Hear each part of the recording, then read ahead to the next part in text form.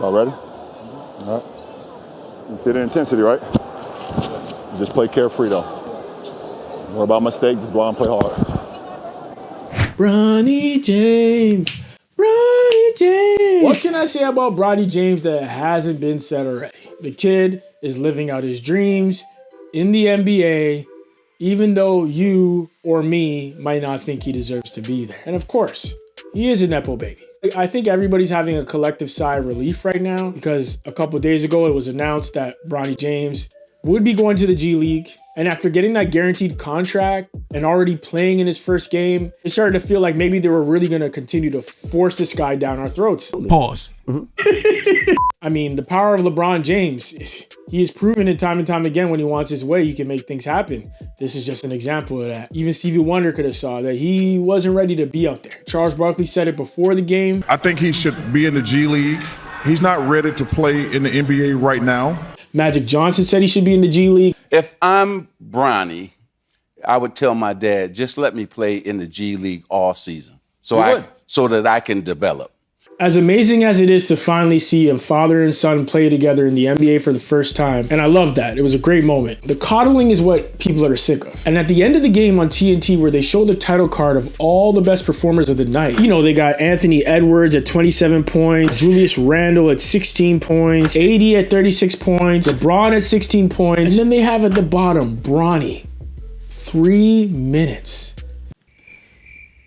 Yo, are you serious? You put his name on there just to show the amount of time he spent on the court? Up to when he was drafted in the second round, they had never had a second round of the NBA draft on TV. Come on. They're just forcing it, and people are just annoyed by it and fed up. So I'm glad that they're finally putting him in the G League. Now, I don't know if that's going to be the best decision for him. The G Leaguers are hungry for a sliver of the opportunities that Bronny gets. And Bronny has gotten all of that and then some. So the guys at the G League that are scraping and clawing, just trying to get a second, just trying to get a look, a sliver of hope in the NBA, are now going to be playing against this guy who has a silver spoon in his mouth. I don't know if that's going to do good for him, man. It's going to heaven forbid he go down there and not play well at all. Yeah. Right? Heaven forbid he go down there and just play. And the competition, target him, and they, all that. No, They will. For one, you show up day one, you making more money than everybody in the G League, right? On top. Oh, combined probably. On top. You probably make the whole league. You probably making the same money. Then, they going at you. He literally has a target on his back. It's like being some rich, famous white kid that goes to prison. You're not going to do good on the yard, man. So I don't know, man. But if he's able to come out of there a stronger man, a better player, and actually make it back to the NBA, I think at that point, people will start giving him the attention he deserves. The worst part about this whole thing is how they tried to crucify Jaylen Brown for saying he doesn't look like a pro.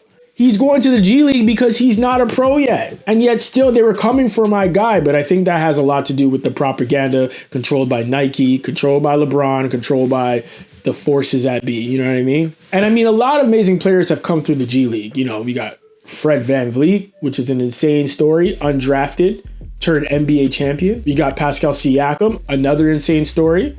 Yo, the Raptors really put in work in that G League, man. We got a lot of amazing talent out of the mud. But we also got Jeremy Lin Sanity, remember that? Jordan Poole also came through the G League. So there's a lot of amazing talent that has come out of the G League, you know. Again, there's a lot of players that don't come out, though. Probably the majority of players don't come out. Bronny will get another chance, though. I really firmly believe that. As long as LeBron is in the league, he will get another chance. I just don't know if the G League is going to greet him with open arms the way the NBA has. They're not going to coddle him over there. But, you know, I hope for the best for young Bronny James. And this is why from the beginning I said, yo, if I'm Bronny, I want no cameras in my face. I want no press. I basically want to come into the NBA under the radar and really earn my stripes. Now, I know that's very difficult because once everybody knew LeBron had a son, these reporters are super nosy, like TMZ. They're going to find a way to get in there and figure things out and break stories, even when there is no stories, you know, fabricating headlines, etc. But if I were him, I'd want to come into the league, grossly underrated, you know, treat me like a second round pick, treat me like the second round pick that I am, and let me, you know, figure it out myself. And then if I do become a name that you remember, I earned that. It's hard when you are a son of the best player of all time, or arguably the best player of all time. Look at Michael Jordan's kid, couldn't make it. Sharif O'Neal, Shaq's kid, couldn't make it. the best children of athletes that make it to the NBA or in any sport and flourish always have to be from parents that weren't the greatest ever. Like parents that made it to the league, that can afford their kids, you know, the funds, the knowledge, the inside information. They can get all those benefits, but at the same time, because their parents aren't too incredible, like maybe they're a role player in the league, or maybe they're, you know, on the bench. The paparazzi isn't following them around or anything like that. Those players, when they have kids, their kids end up being better than they were. Look at the case of Steph Curry. Again, his dad was nice. He was nice on Charlotte. He was even nice for the Raptors later, but he wasn't the GOAT in any way, shape, or form. He was a good shooter. He's a role player, and now Steph is like the GOAT, especially when it comes to shooting. He's the best shooter this game has ever seen. And there's so many other stories like that, because it's like they still have a chip on their shoulder. People aren't just giving them anything they want just because they're the son of somebody. You know, they still have to work at things. They're not living the regular middle class life because they are still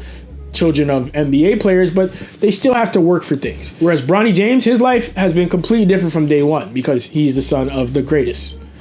And because of that, he doesn't have the chip on his shoulder. I really don't think he does. And it's hard to recreate that.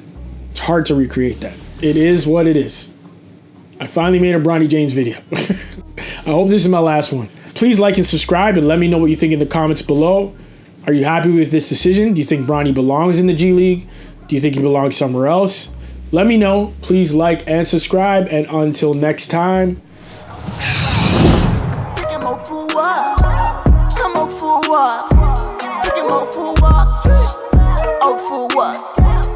Oh, for what?